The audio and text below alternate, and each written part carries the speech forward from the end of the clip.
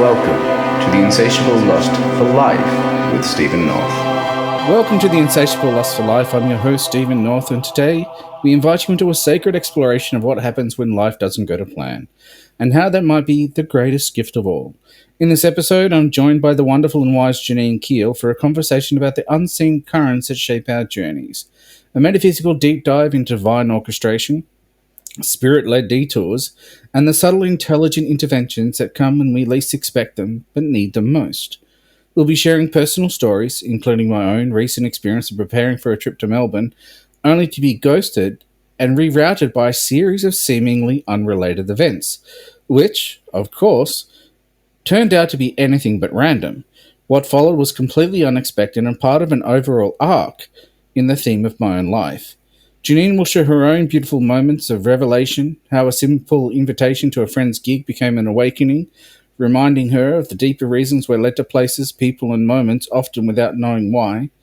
Together, we'll reflect on the spiritual qualities that help us navigate the unknown: surrender, acceptance, flexibility, curiosity, humility, and adaptability. And above all, the childlike wonder that allows us to say, I don't know why this is happening, but I trust that something sacred is at play.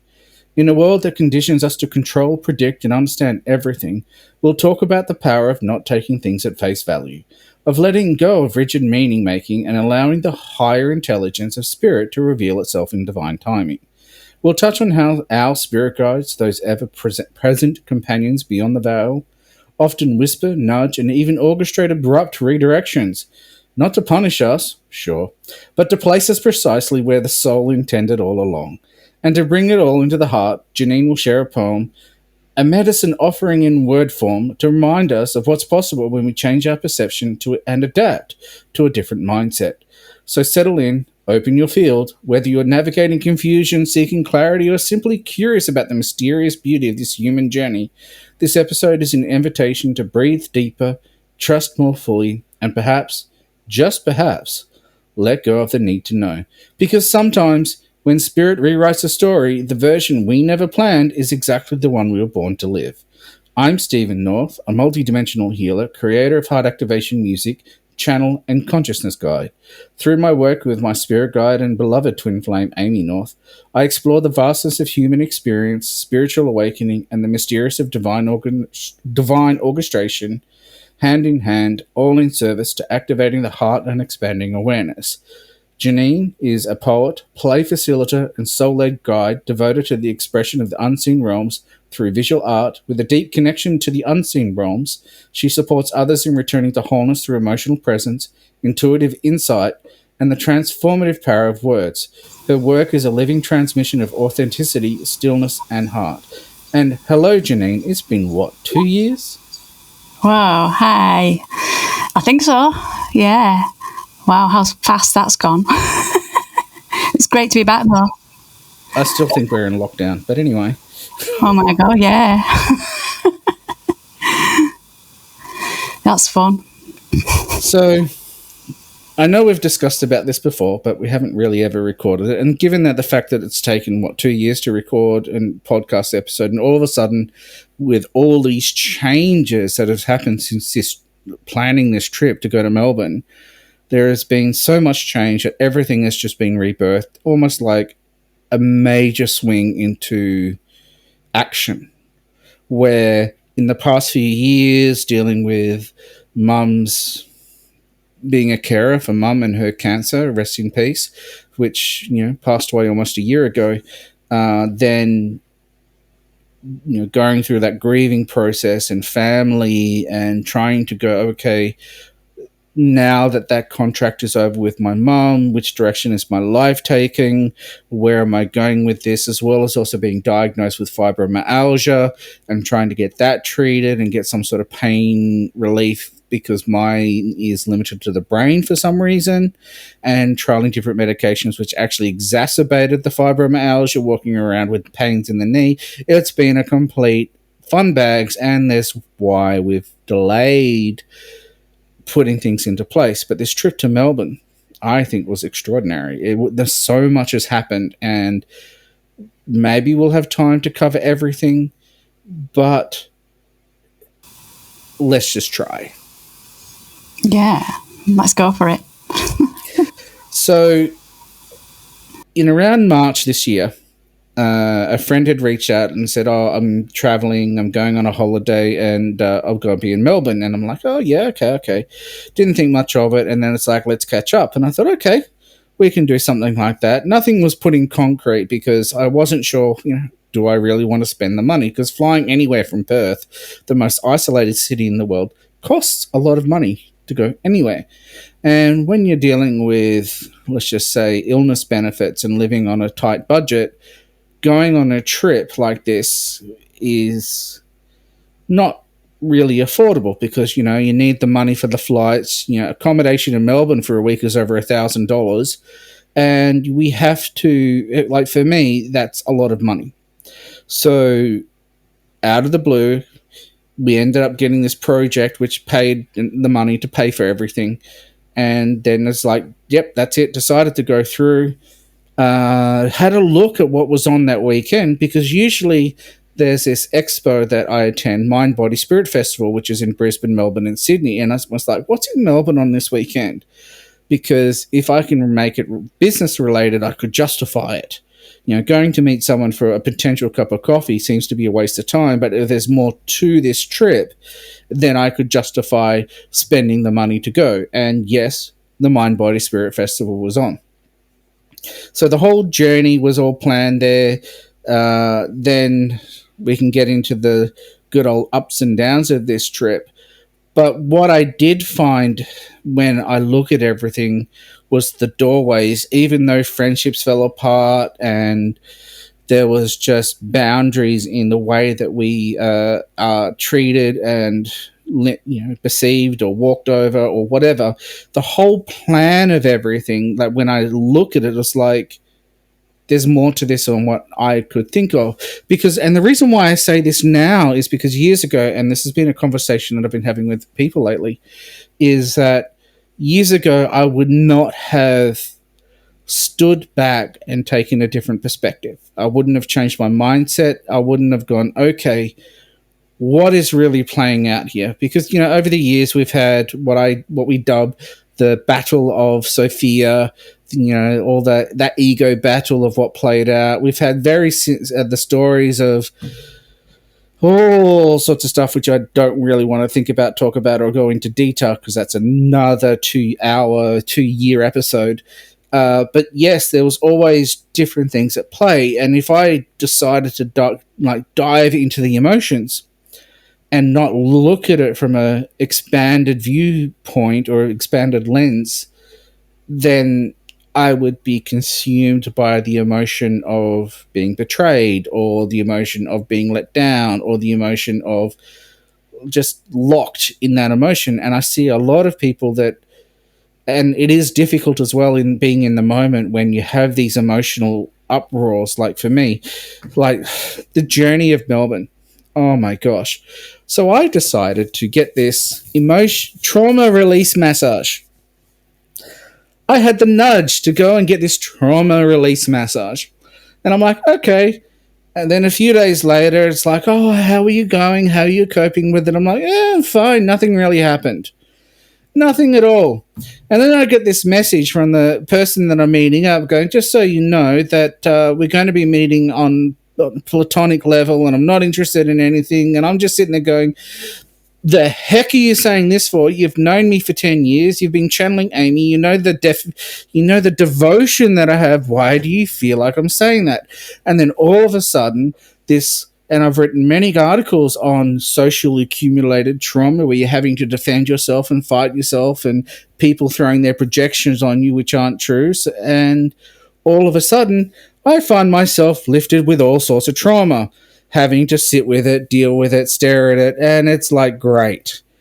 So when my friends now go, so do you recommend the trauma release massage? I'm like hell I do. Because, it's like, yeah, I'm fine. Nothing really impacted me until it slaps you in the face. You can speak if you wish. Oh, okay. Well, I mean, I've had a similar situation, but obviously not going to Melbourne. But mine's more about old patterns playing out, because I was invited to a gig with my friend last week, and I was finding myself making excuses. Like, To not go? yeah, like playing safe and like the familiar, the comfort. And when I really looked at it, and I was like, fortunately, I've become more and more aware. So I realised that I was just following this pattern. And I was like, oh, wait a minute. What am I doing? Stop, Janine. Stop what you're doing. Let's go. Let's not do the usual thing. Let's go to this gig, even though, because she'd asked me last minute. It was like the day after this gig. So I didn't have a lot of time to think about it or to organise things. And so I started making all these excuses not to go, because I thought, oh, well, I need to sort out tea, I need to sort out blah, blah, blah, blah, blah. But anyway, something just said, Janine, stop. This is what you normally do. And how many times have you missed opportunities because you've made these excuses and sabotaged it, and then afterwards you regret what you've done. So hence, I went ahead. I managed to sort things out, and I went with my friend to the gig, and it was brilliant. However, my friend's quite scatty. She only got the tickets on the way to the station because we were going on the train. And so the tickets were on her phone, but she'd forgot to charge up her phone. So it was quite low. We managed to get to Manchester, all right, and go through the ticket thing. But I was more concerned about coming back, because obviously her battery was going lower and lower. And fortunately, I'd asked my spirit guide and Archangel Michael to protect us, to guide us, to support us, because I knew that my friend was like this, and I thought things could just go really awry really quickly. So after doing that, I just felt the whole experience just flowed. I just felt really supported. I felt really calm, even though I knew my friend's phone could just die and that we may not be able to get back from Manchester because we wouldn't be able to use her phone. But at the gig, her mum had unexpectedly turned up. She didn't know anything about it, and she ended up taking us home. Well, that's pretty cool. So that was like totally, spirit supporting us, So you're saying that you got Archangel Michael to bring Mum? Maybe, I don't know. But she said, because a mum came to me and said, "Are you Janine?" And I said, "Yeah." She said, "Oh, I'm this friend's mum." I thought, "Oh, right, okay." And then later on, as the gig was finishing, she said, "Do you want a lift home?" So we didn't have to go on the train. Not only that, Oasis was playing that night at Manchester. So if we'd have been on the train, if we got stuck, there would have been the massive fans coming onto the train. So it would have been absolute mayhem if we'd gone back on the train. And sometimes they cancel the trains as well. So really? Because it's too full? Well, I don't know. This is what my friend was telling me, that they have done that in the past when she's been on, coming back. And that's quite late, we were coming back. The gig finished at 9, but then we were waiting for, to clear up and everything. And we were going to get a lift back to the station. So it would have been quite late when we actually got, I think it was about 20 to 11 or something, the train. But she said sometimes they get cancelled. So I had no tickets, then a cancellation of train, and all these fans from Oasis. So it was just like a godsend that a mum had turned up. Really, that just sort of showed that, spirits are there for us. Spirit are supporting us, I just felt so at ease, even though in the back of my mind I was thinking, before I met her mum, I was like, her phone might die and I might not be able to get back. But I wasn't worrying. It was like, just surrender, Janine, surrender to it. And then a mum turned up. That's really cool. So it's just like so magical. It's like this trip for Melbourne. If I planned it, like, how do I put it? So I still believe that the whole purpose of someone going to Melbourne was not, there was no plan to catch up, but the plan was to be the lure, like, to get me there. Because what transpired after that, because it's like, if I made plans, because I flew in Thursday, Friday was all about preparing for this. It's been so many years since I've been on stage, so I've forgotten everything, and my anxiety was screaming. Like, even, oh my gosh, you want to talk about anxiety? So the day I was meant to go to the airport, my plane was leaving at 10:20, and I noticed that the boarding was 9:50 a.m. And you know how much I hate mornings. Mornings would be better if they started at noon. However, I'd gotten up early, got the suitcase packed, everything's in the car, ready to go. All I had to do was shower, get dressed, and go. So then I'm sitting there at 8 o'clock in the morning and getting ready to go. Like 9:50 was the plane was boarding, so I had at least 2 hours to go. And I looked at the map and I said, okay, navigate me to the terminal. And it said ETA 50 minutes. And I was like, oh, heck. Technically, I live 20 minutes away from the airport, but this time it said 50 minutes because of peak hour traffic. And I was like, oh, heck. Loaded quickly showered, jumped in the car, got on the freeway. As soon as I got on the freeway to get there, it was peak hour traffic to the point that it was dead stop. The lanes to get onto the freeway were stopped. The freeway had stopped. And I was like, oh my gosh. So as I managed to go from car length to car length to car length, that 50-minute ETA turned into 60 minutes, 70 minutes, 80 minutes. I was getting directions to the car park, and it said ETA 9:30 a.m. So I am screaming in anxiety. I have a friend on the phone to me saying, everything's going to be okay, everything's going to be okay, everything's going to be okay, which didn't help because, it just didn't help. I get to the car park at around 9:30 a.m. I pull into the driveway of the car park and it said, car park full, closed. I was like, what? I'd already pre-booked to park there, but closed. So it said, go to this section. I'm like, I don't know where this section is, but I know there's a section there, which is where I was going to book originally, but I thought I'd go here. So I pull in there, pushing the button to get a ticket, nothing. I go to reverse out. A car comes in behind me, and I was like, park. So I drive forward, press the buzzer, said, hey, that you've got a big sign saying this is full. Can I park here? He goes, yes. Transfer the ticket. Made the machine give me one. I decide to go. I park the car, turn it all off, get to the boot. The boot wouldn't open.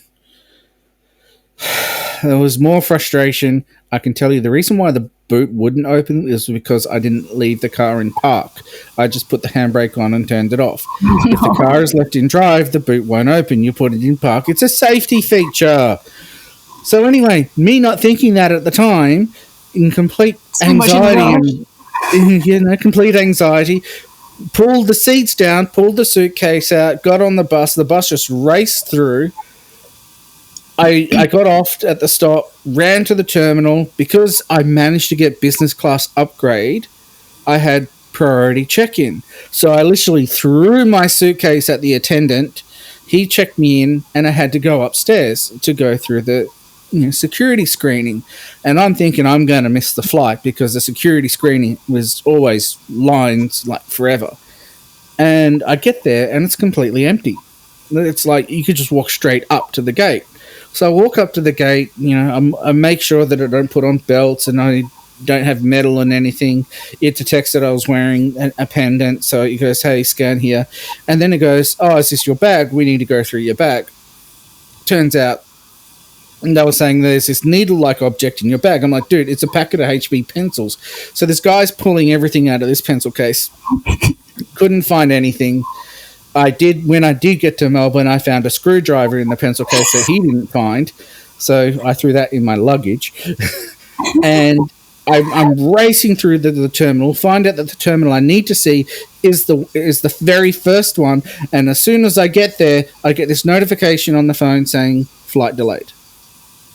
Definitely being guided there, aren't you? So, you're supported.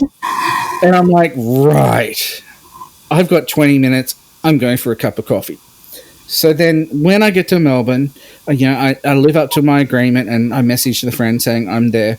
But if I had planned things, and this is what was really interesting, because Thursday was getting in there. Friday was planning I flew in on Wednesday. That's right. I flew in Wednesday. Thursday was planning the speech. Friday was going to get the music ready. So when I'm in the hotel room on the Friday trying to get all the music ready, the hotel Wi-Fi was downloading at 1 megabit per second, like almost dial-up speeds. So I have Dad's portable hotspot, and that was getting 1 megabyte per second. So I connected to my phone, and I was getting 1 megabit per second. It was like everything was excruciatingly slow. There's a photo on my phone where I have the router hanging over the balcony of the hotel trying to get some sort of reception. Nothing was working. I finally managed to get the music that I wanted to work on to download because of the speech at Mind Body Spirit Festival. I would use music, and then all of a sudden the sound card stopped working and I had no sound. So I had to download the sound card drivers again to just reset everything. And the sound card drivers alone was 440 meg, which meant it took 2.5 hours to download the files. So, Thursday I'm panicking, Friday I'm panicking, to the point that I just went, I don't give a care anymore. I'm just going to tell them to play the music off Spotify. However, I managed to do it because what I was originally planning on doing was like, okay, I would get this song, I'd play 3 minutes, I'd fade it out, fade it in, etc., etc. Nothing went to plan. So then Friday, Wednesday, Thursday, I think I'm so lost into my timeline because Friday was the day of my speech. Yes. So it would have been Wednesday, Thursday, just leapfrog. You were sorting everything out on Thursday, I remember. Yeah, Thursday I was throwing everything everywhere. So Friday afternoon I get on stage and it's 4 o'clock. All the happy hours are running, pubs are flowing, and I look at the crowd and there's very little people there. I'm on the main stage.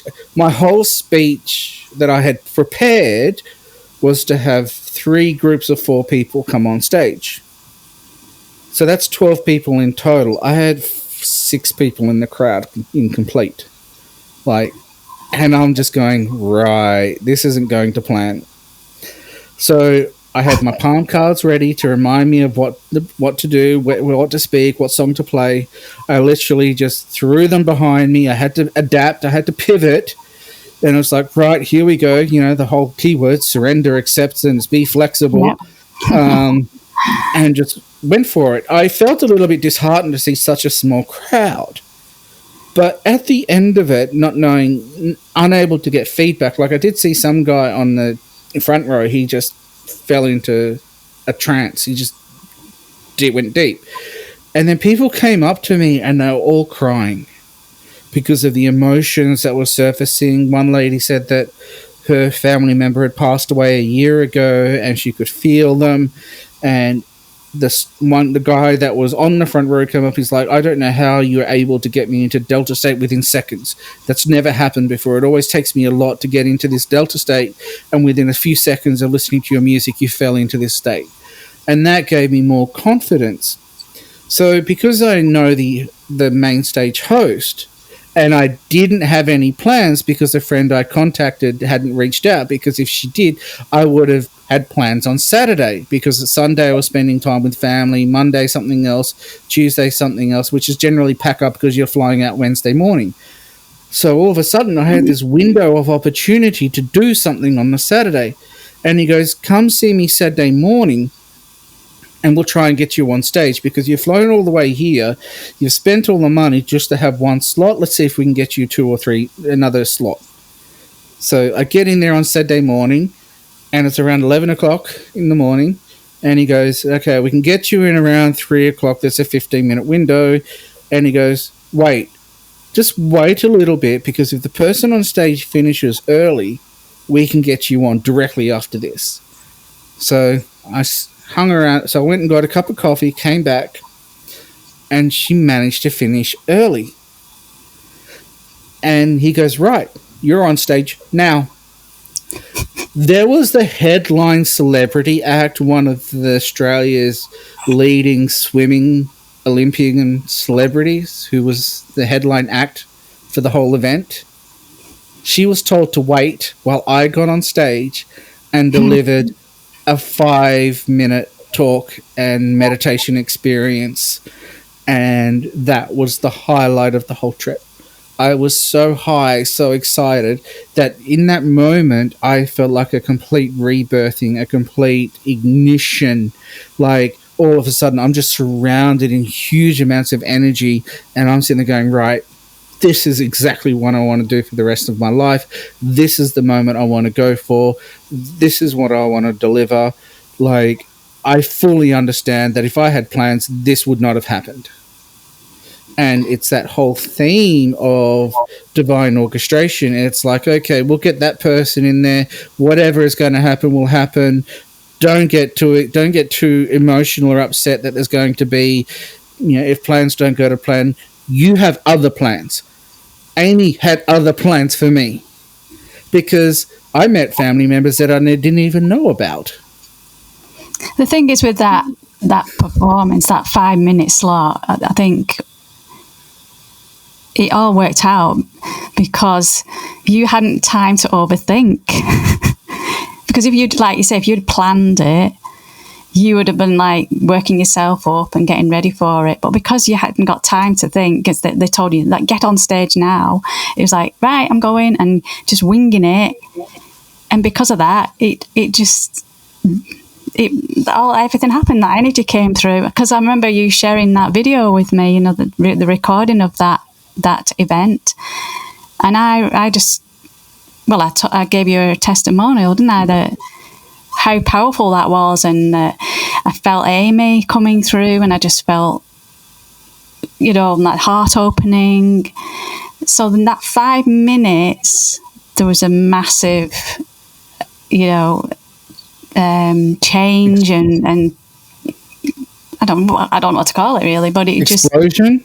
It just, I mean, if I had been there at that event, I'm sure I would have got up and danced after, because that's how I felt. I wanted to dance, because that's what Amy makes you feel like. Well, she does to me anyway.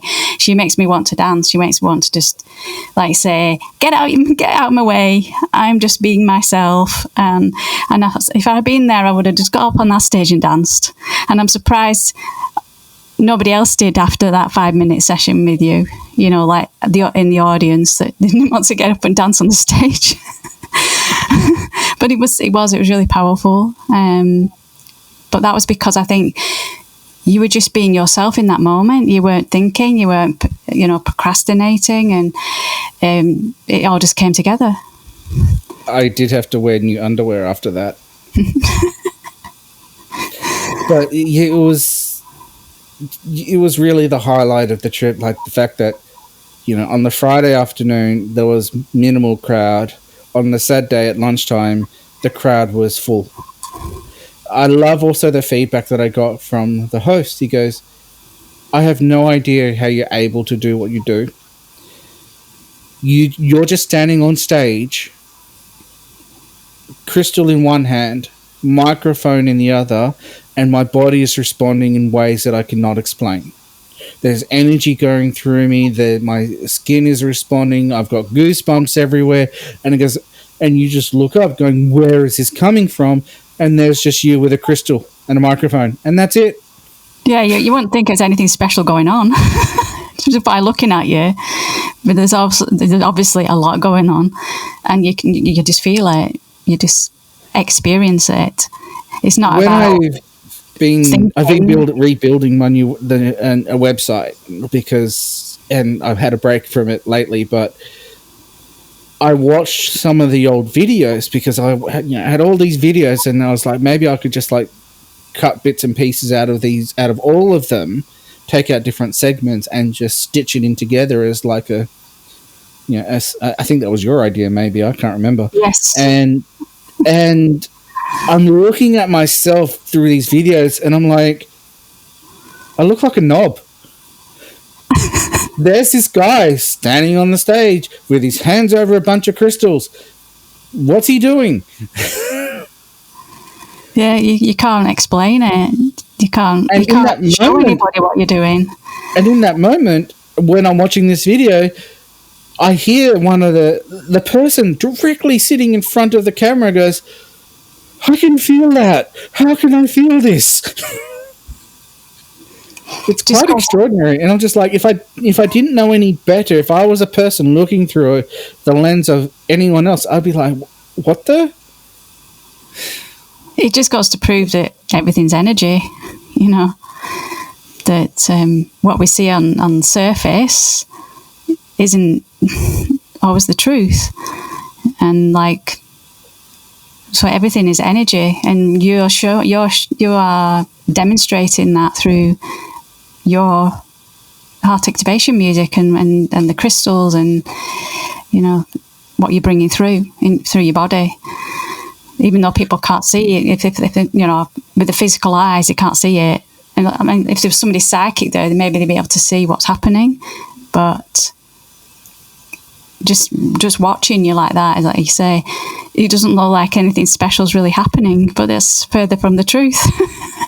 There's something happening. Yeah, definitely. There is something happening, and something else happened from that Melbourne trip. But before I dive into that, you've got more to share. Yes, I have. Something that happened this week, actually. Well, no, it started last week. My friend had shared a post on Facebook asking for a model for some training, Hopi candle training a lady was doing with her. And I felt this sort of urge to perhaps volunteer. But then I declined because I thought, well, I'm quite busy on that particular day that she was asking somebody to volunteer. So I didn't go ahead with it. Anyway, this week, on that day, I normally have a lot of tasks to do, but they ended up being done the day before because there was visitors coming to the house. So I was like a spare part, really. I didn't have anything going on that day after all. Next minute, my friend messaged me saying, would you be able to save me, Janine? The lady that was supposed to be modelling for this trainee is called in sick. So I ended up going and being the model. And I got a free Hopi candle healing as a result of it, to be being the model. So yeah, it was if I didn't have, it's just the way everything worked out, like all the tasks were done, which I've normally, so Wednesday's usually not quite a busy day for me. But as I say, all these tasks were done the day before, so I didn't have anything to do and it was free. But I thought, what am I going to do with myself? And then next minute, my friend messaged to say, would you come and be a model? So I was meant to do that. I was meant to do it, even though I'd declined the week before. No, the spirit said, no, Janine, you're going to do it. You're going. And I got that free healing. It was just like, wow. But I think it's teaching very much about being flexible and adaptable, being open to change and things happening out of the blue, like yourself. And I think if we are being sort of rigid and we've got all these expectations, all these if we had so many different plans going on, then these things can't happen. We haven't got the space to do that, to just say, right, I'm just changing direction, I'm going to go and do this instead. I'm free to do that. I think that's the real lesson with just being in the unknown, not trying to control things. That's the way I see it. It reminds me of something that I was talking about when I was in the shower the other day. and it's something that I have been working on for years, and that is called being fluidic. And what I mean by fluidic, it means that you need to be fluid with any direction, with the way that life moves, something Yeah. happens. If you were to visualize yourself in a sphere or in a bubble, and that bubble is filled with water or liquid, you should be able, if something is coming at you, you should be able to move yourself and swing and sway and go up and down.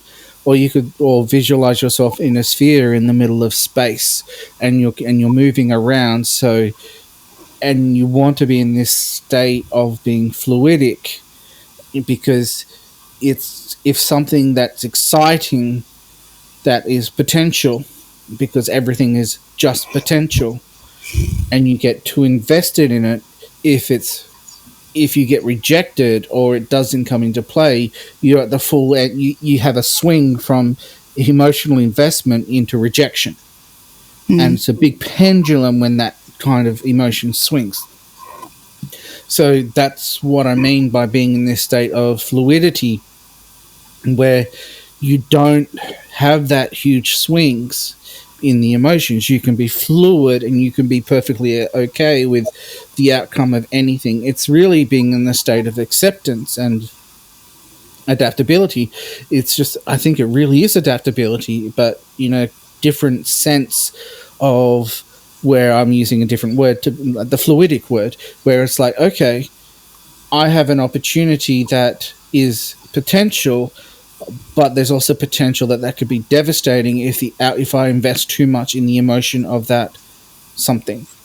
Yeah, it's having these expectations, isn't it, really? If you have so many expectations of something to be a certain way, then and then it doesn't turn out that way, you can get upset and think, it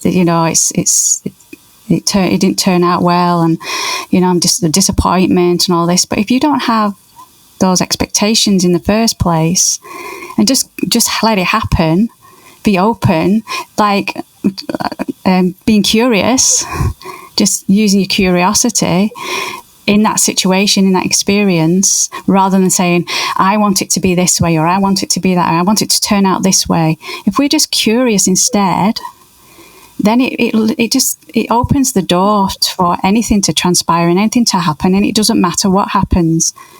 It doesn't matter what the result or outcome is, because we haven't fixed it in any way. We haven't become rigid and defined it in some way. And so you're not disappointed. You just experience it the way it's turning out. Like a child, it's always wonder and awe with a child, because it has no expectations. It's just open to exploring and experimenting and discovering. And I think this is what we've lost as we've come into adulthood, because of all the programming and the conditioning that tell us things have to be a certain way, things must turn out this way or that way, and all that thinking's done for us, rather than us just, like we say, allowing things to open, allowing things to just happen the way it's going to happen. Because no matter how it turns out, it's always for us. There's always something we're going to gain from it, no matter how it turns out, whether it's pleasurable or it's chaotic. This is the whole point of it. It is difficult, because when you get given an opportunity of something that really, really excites you, such as you receive it. I'm referencing back to a period that I call the torment of prophecy, which is will be a book I eventually write about the nature of being fluidic but the struggles that I faced when I received a piece of information that was everything you wished for, everything you dreamt of. But I knew that if I was having this emotion, this really heightened excitement, that because of the nature of free will of humanity, that we have all so much free will, that there could also be the great devastation. So that's when I had to be in this state of fluidity, and really work hard to be in this state. Because if things don't go to as planned, or there is no plan, or it's just an opportunity for growth and development, it's like what I find is I had to step back and just step back and just step back and just step back, and try not to allow the mind to take over and take control of the situation, rather than just allowing things. It's very, very difficult. I see it a lot of the time. You get a new job and you get really excited. You walk in with this fresh energy, you're open-minded, and then all of a sudden, over the span of months, you're a year into the job, and that excitement that you walked in with has depleted. And it's almost like you got to be in this state of fluidity to go, okay, don't get too excited until it happens. And it's a hard thing to navigate, to be honest, because it takes a lot. If you've been led down the garden path many times, you almost become emotionally numb to when good opportunities come. Yeah, I get that. It isn't easy, but I think it's just a constant practice, isn't it? Every day, constantly surrendering to what is, no matter what it is. Whether it is something that you're excited about, or just something ordinary, something simple, and like being in the here and now presence. Rather than thinking too much of future, because there is no real future anyway, is there? It's all thought, it's all projection. Or we think about past, and that's all memory. So we only really have now. That's all we really have, and that's the most powerful place we can be, because that's where change happens. It's always fresh and new. And if you think about a child a young child has no concept of time. So for them, every moment is like an adventure, and they just are open to what's happening, and it's exciting, because it's not like they're holding on to any story about anything. They're just seeing it with fresh eyes all the time. Open mind, fresh eyes, and adapting to what is happening, and just being very unpredictable, spontaneous with it. I'll get to this part now. So one of the outcomes that has happened of this trip to Melbourne, because I started sharing, there's things in the roof. I can hear them, the little feet scurrying in the roof. So I was posting that going to Melbourne Mind Body Spirit Festival, and someone that I used to work for back in 2001 to 2003 said, "What is it that you do?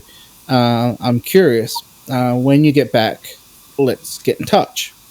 So I connected. So I got back ages. When was it? June.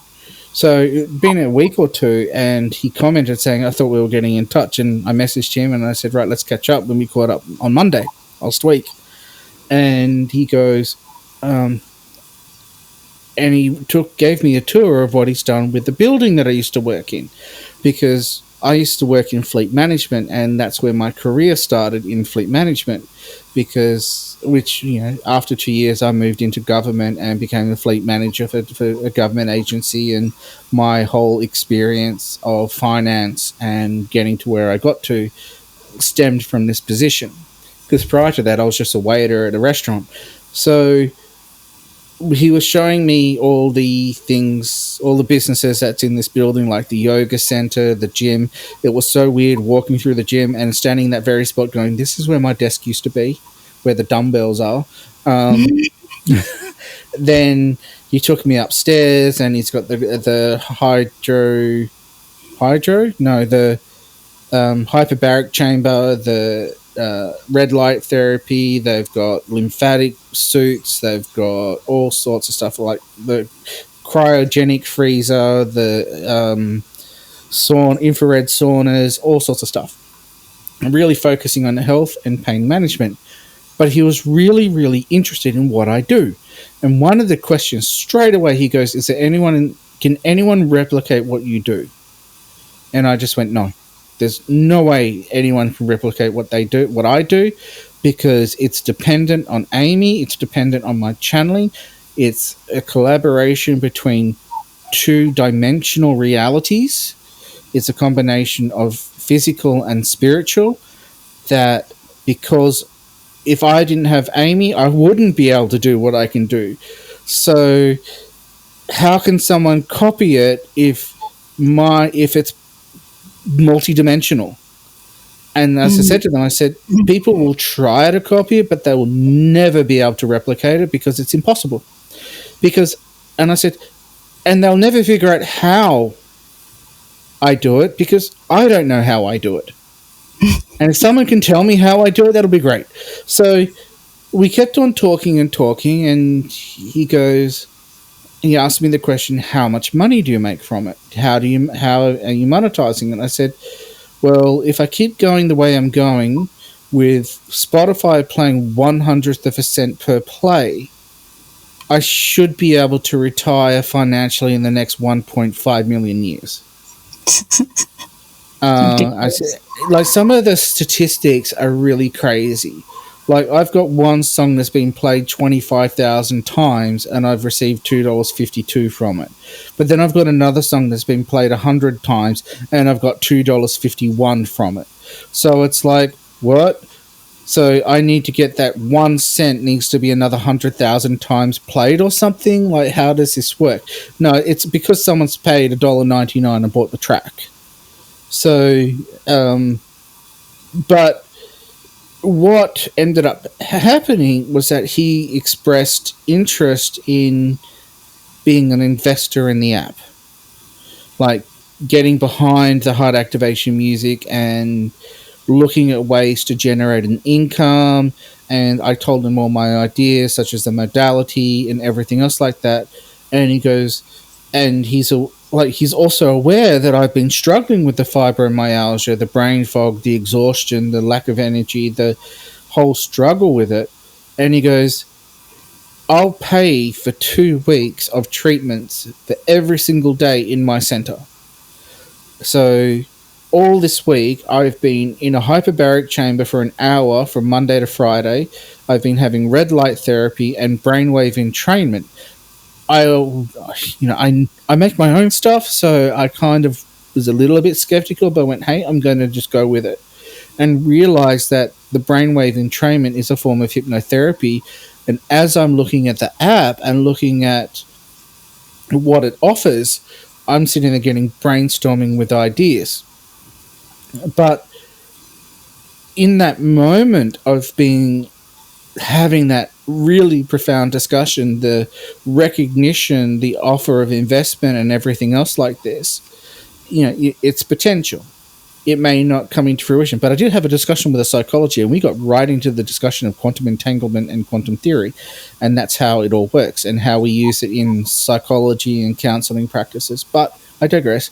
And what was really interesting in my response was that I didn't get excited. I noticed within myself that I felt emotionally numb. Like, I was really managing the response to that. Like, I walked away and I'm sitting there thinking to myself, did I express gratitude? Did I express excitement in this? Because I don't know if I really did. Because of that whole, let's see it if it happens. Let's talk business. I'm very grateful for the response because, it's like $500 a week. He's just spent $1,000 to see if his center can have an impact on the fibromyalgia, which is amazing, absolutely amazing. That's a lot. That's a huge gift. I think it's probably because you just need to process it, because it was such a profound meeting, because you didn't expect that to transpire, that it's like you need to sort of process it, because it's not something you would experience every day, that is it really? No. So it's like you just couldn't get excited at that point, because maybe it's just like too well to believe, you know. Because you wouldn't normally get that. You wouldn't normally say a multi-millionaire offering an investment for your modality. You know, that's a sort of wow. But you need to sort of come away from it and just like let it just sink in, you know.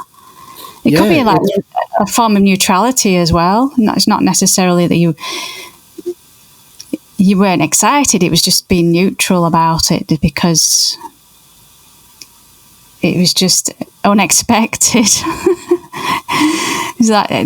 Expect the unexpected, really, isn't it? And that's because you were open to that. You know, you weren't like, again, you had no expectations, and so I had no idea where we were catching up.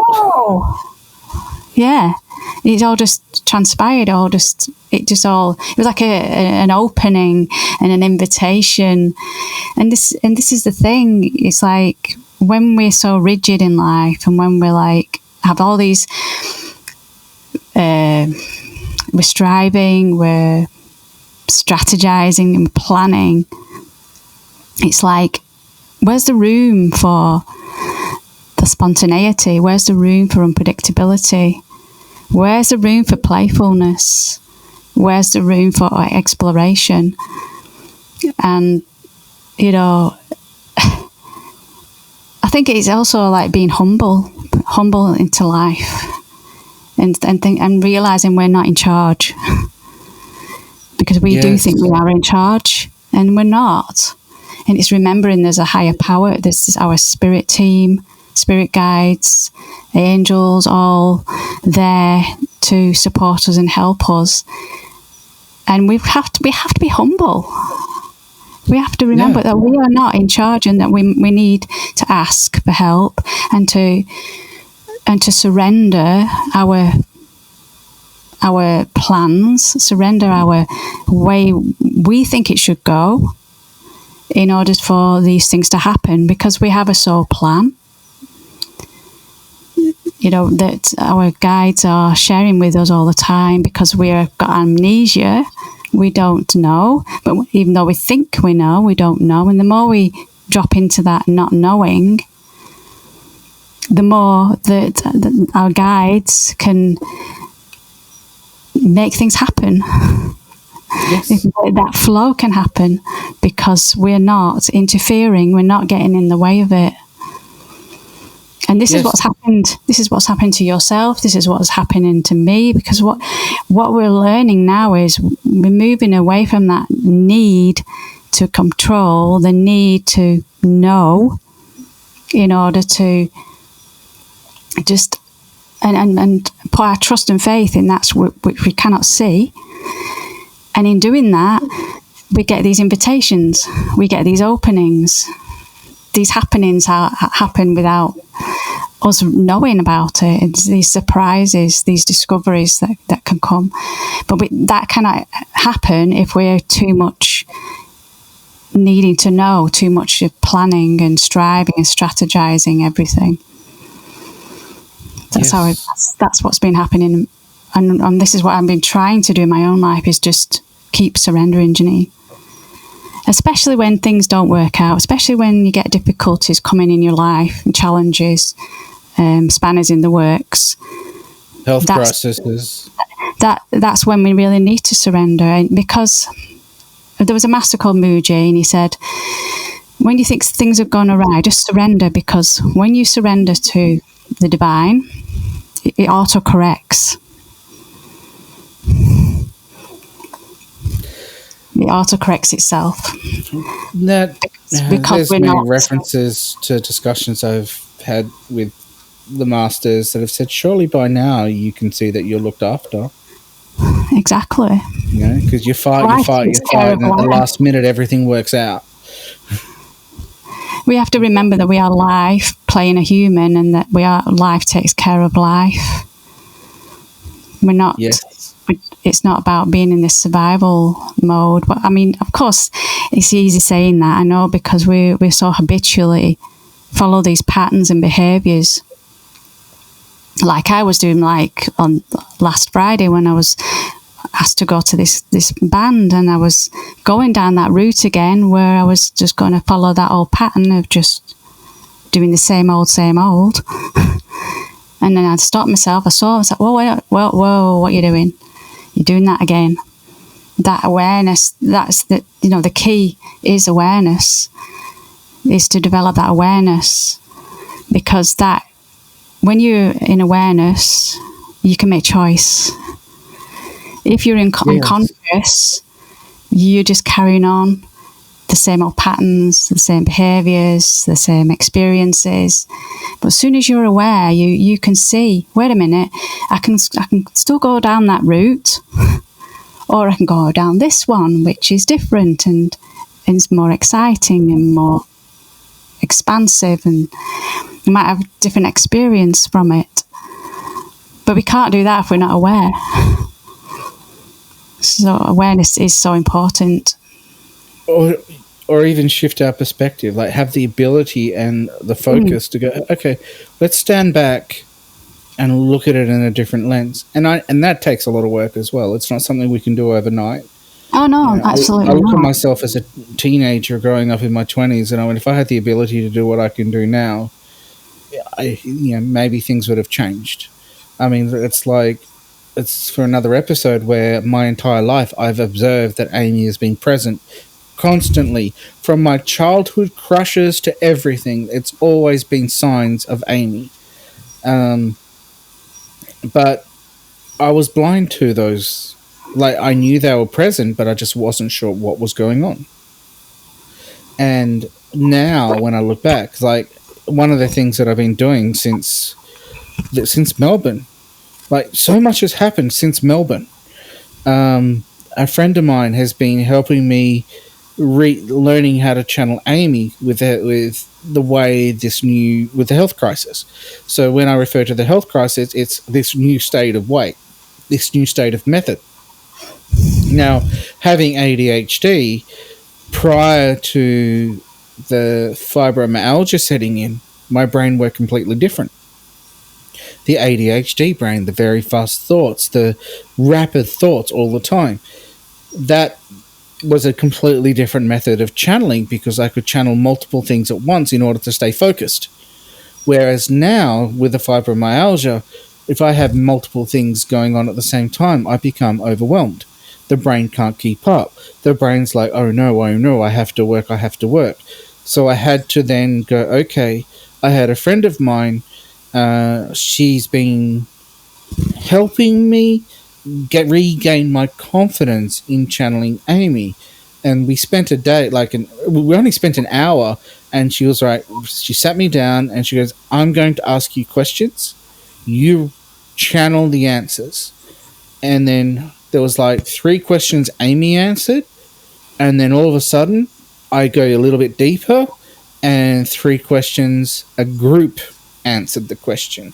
All I could hear was Metatron. And I'm like, but Amy, no. I'm going, how do I handle this? Because I'm focusing on Amy, and then all of a sudden, I've got this entire group here. And I'm like, okay, roll with it. And my friend's sitting there, didn't even realize, and she's like, did you just move us into a different dimension? Because there's a big group here. And it's having to learn that whole change. But when I go do this practice with her, I'm walking in with that childlike wonder to explore, and I walk away feeling really happy, and I have that confidence again because I'm doing it, which makes sense because, the other person that I'm not a friend with anymore was the one that would channel Amy all the time, and then I had that dependency. It's like, well, I can't do it, you do it for me. Now it's like it's reclaiming my birthright, reclaiming my voice, everything's like rebirth. And I think it's an exciting time to be alive. Like, I've been sitting in a Absolutely. hyperbaric chamber for an hour every single day this week. And something's happening because my brain feels very weird. Feel more awake. I don't know how to describe it, to be honest. It's like, I know I've double dosed, like, I've increased the dose of the naltrexone, but that's not this. I feel very different. The only way I can describe is that I am feeling new neural pathways being created. And I see a neural pathway very similar to new higher levels of, like, pathways being created, very similar to the Loki series and the one timeline to rule them all. What's that? You'll have to enlighten. The Avengers, Loki, Thor. Oh, sorry. Yes, of course. So yeah. in the Avengers, they talk about timelines.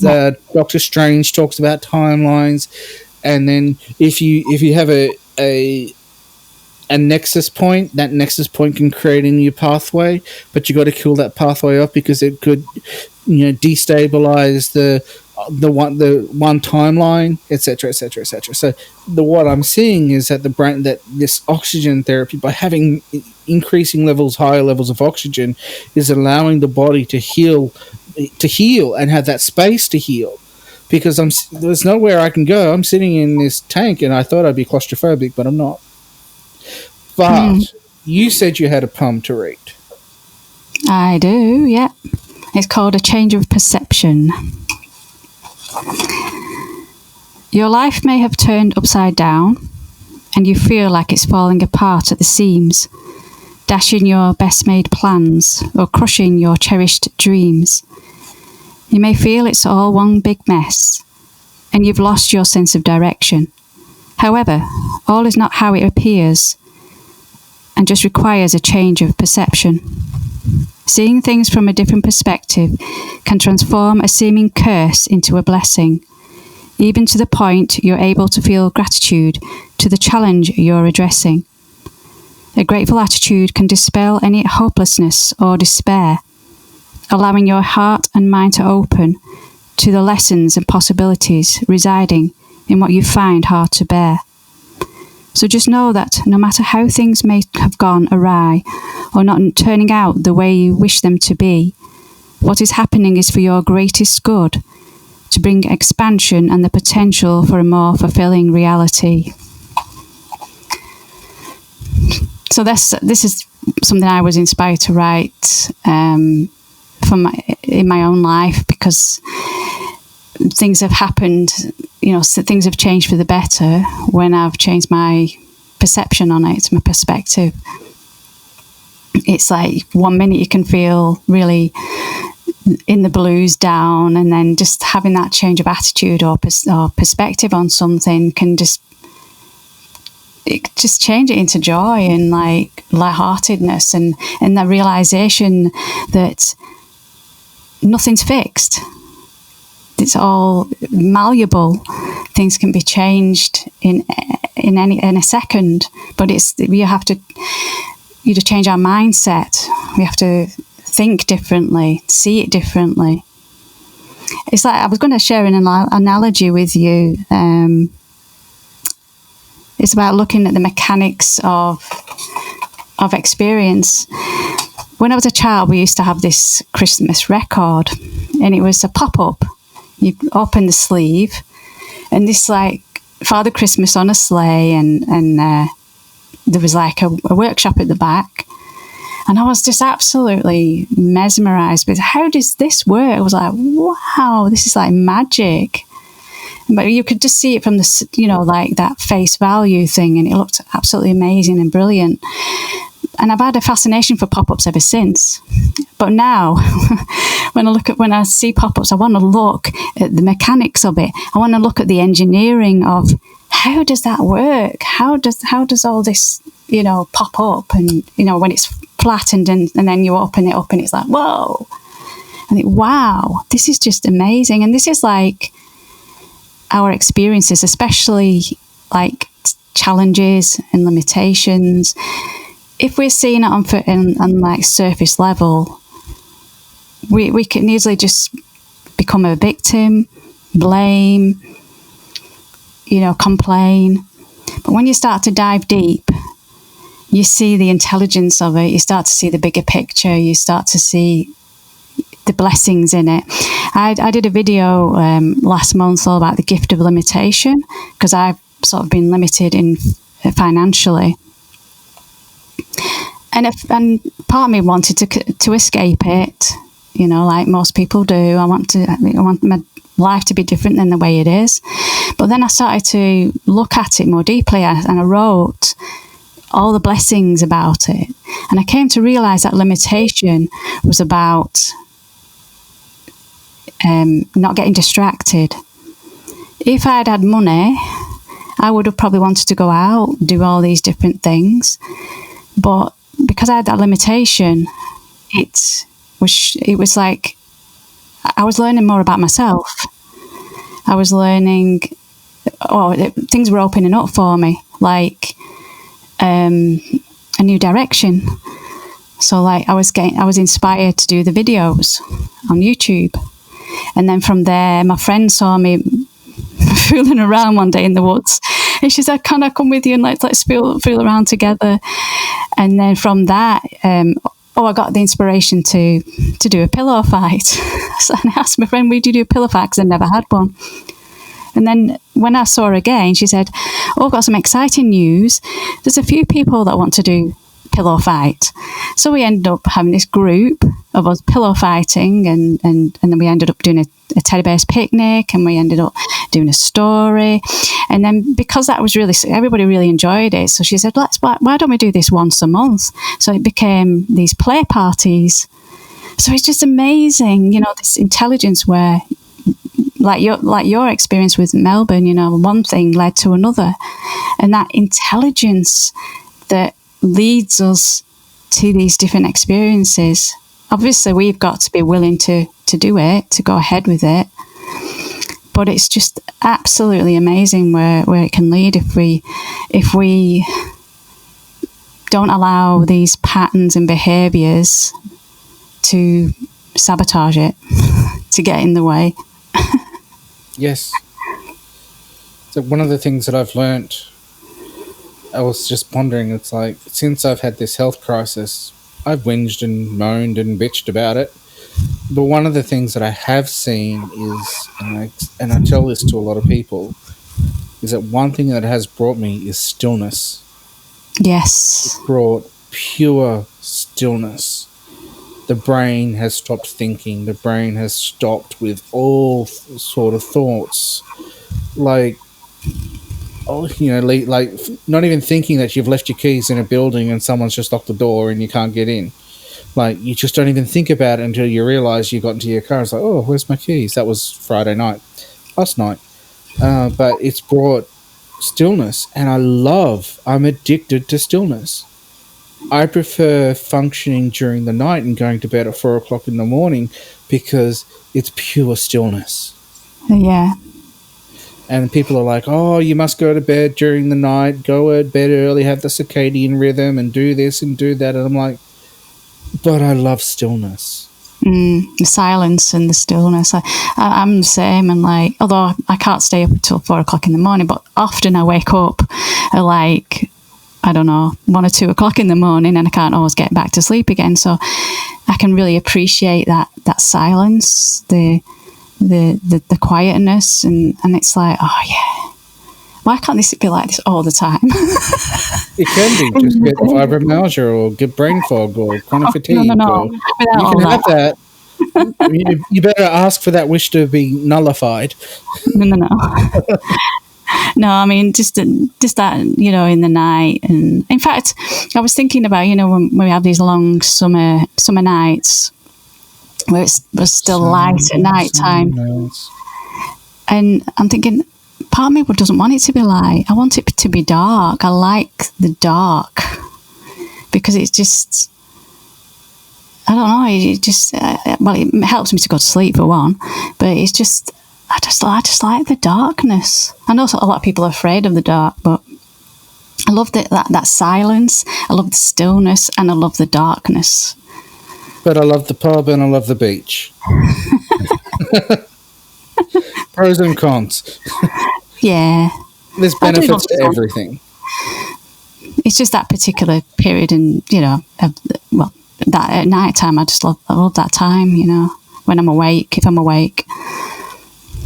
So I get what you're saying about the stillness. It's just, and that's often when I get ideas, inspirations can come at that. During those times, because you're not getting distracted. Then, are you really? Yes, I just love the stillness. So, is there anything else you would like to share quickly before we finish up?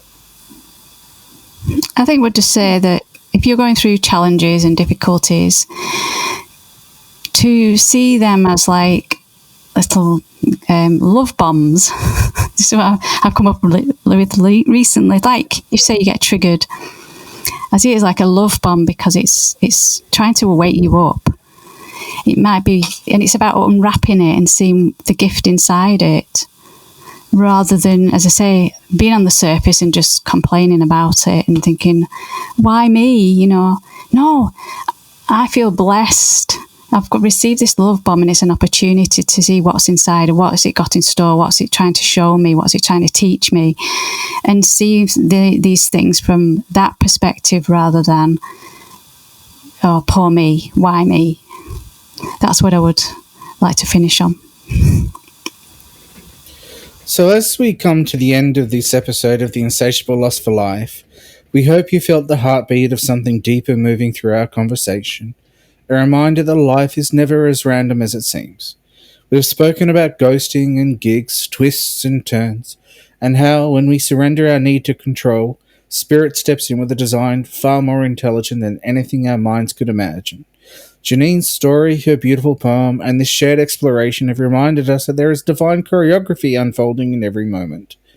And often, the most potent growth arises when we least expect it, when we're willing to soften, to adapt, to look with the eyes of wonder instead of fear. We've talked about being willing to pause, to ask, what is this really about? To open the door to awareness instead of resistance, to stay curious, humble, and open to the possibility that every detour is sacred, that every no might be making space for a greater yes, orchestrated by the soul, nudged by our guides, and lovingly designed for our own evolution. So wherever you are on your path, whether things make sense or feel like a beautiful mess, may you lean into the mystery. May you trust what's moving beneath the surface.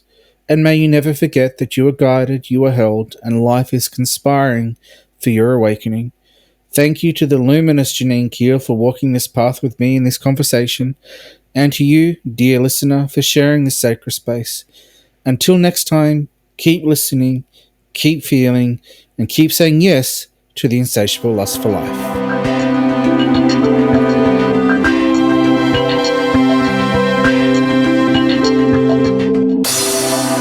Welcome to the Insatiable Lust for Life with Stephen North.